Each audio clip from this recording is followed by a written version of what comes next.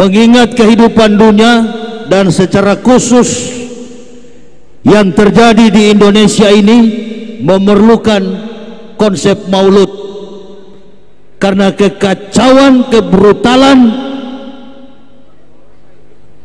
ketidakbenaran sikap dan karakter yang terjadi di tengah bangsa kita ini. Saya selalu mengatakan bahwa masyarakat Indonesia ini, mulai dari Sabang sampai Merauke, Indonesia ini masyarakatnya tertib, taat, santun, dan dengar-dengaran kepada pemerintah. Dari dalam tadi, sejak saya minum kopi dan sampai duduk di sini, kami banyak berbincang-bincang terkait dengan kehidupan Islam ke depan. Bahkan sempat menyinggung bahwa hampir 1 dekade, hampir 10 tahun, bangsa kita ini tertatih-tatih di dalam memperjuangkan hidup masyarakat, bahkan dalam kehidupan kita beribadah, sampai kepada persoalan isu pandemik. 2 tahun lamanya kita tidak boleh berkumpul. Salah seorang panitia mengatakan, dulu kita tidak boleh melaksanakan maulud Nabi akibat isu pandemik corona COVID-19.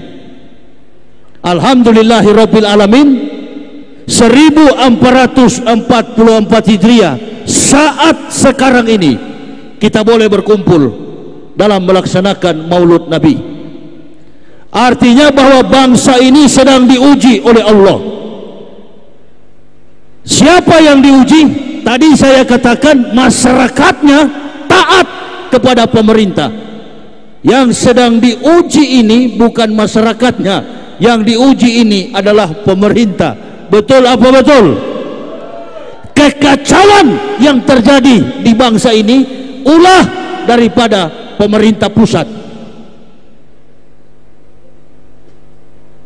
Maka kita harus berkaca, kita harus melihat napaktilas kehidupan pemimpin terbesar di dunia. 100 the great men in the world, Prophet Muhammad, good man is number 1. Catatan 100 manusia terbaik di dunia, Rasulullah Sallallahu Alaihi Wasallam menduduki ranking pertama sebagai manusia terbaik. Itu bukan statement, itu bukan pernyataan orang mukmin. Itu adalah ucapan, perkataan orang yang bukan Islam. Michael Hort dalam bukunya 100 manusia terbaik di dunia. Kita semua tahu pemerintah kita ini dari pusat sampai pelosok pedesaan, mayoritas pemerintah kita ini beragama Islam. Pak RT tadi menyampaikan sambutan, beliau mengucapkan salam, menunjukkan beliau adalah orang Islam.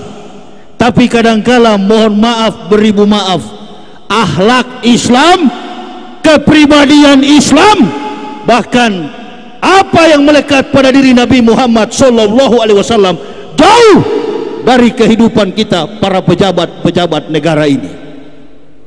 Coba ibu bapak flashback, comeback to historik, pulang ke belakang, lihat apa yang terjadi di tengah bangsa kita ini dari awal pemerintahan sampai di ujung pemerintahan ini. Nggak pernah aman, selalu terjadi kekacauan, selalu terjadi kegaduhan. Mengapa demikian? Allah yang merencanakan semua ini. Amin ya Rabbal. Tadi saya katakan, jangan coba-coba bermain dengan agama ini. Allahu Akbar. Dari dulu kami para pendakwah sudah mengatakan, berhati-hatilah, berhati-hatilah. Ini agama yang benar, ini agama yang suci, ini agama yang sempurna. Kau ganggu agama ini, kau cubit ulamanya, kau sentuh ulamanya, kau penjarakan, kau bunuh ulamanya, kau akan tanggung. Ini yang terjadi. Alhamdulillah, mayoritas bangsa kita ini adalah Islam. Ibu bapak tak perlu khawatir. Ada yang tanya kepada saya tadi, Ustadz, bagaimana pemerintah kita ke depan? Siapa yang bisa memimpin ke depan? Bahasa politik saya untuk kali ini 2024, saya berpikir lebih baik kita mundur ke belakang. Ada beberapa kandidat yang akan siap jadi presiden. Prabowo, Anies Baswedan, Ganjar Pranowo, Erick Thohir, Menteri BUMN, makanya pertalit mahal. Betul apa betul? Pertalit mahal, solar mahal, di mana-mana. Saya tukang keliling Indonesia, antri berkilo-kilo orang untuk membeli bensin, karena sang menteri akan menjadi presiden. Banyak sekali kandidat-kandidat yang berbaris untuk mencalonkan diri 2024. Yang kita bicarakan sekarang adalah 4 karakter Nabi kita Muhammad sallallahu alaihi wasallam. Beliau adalah amanah, beliau jujur, beliau tablik, beliau fatona.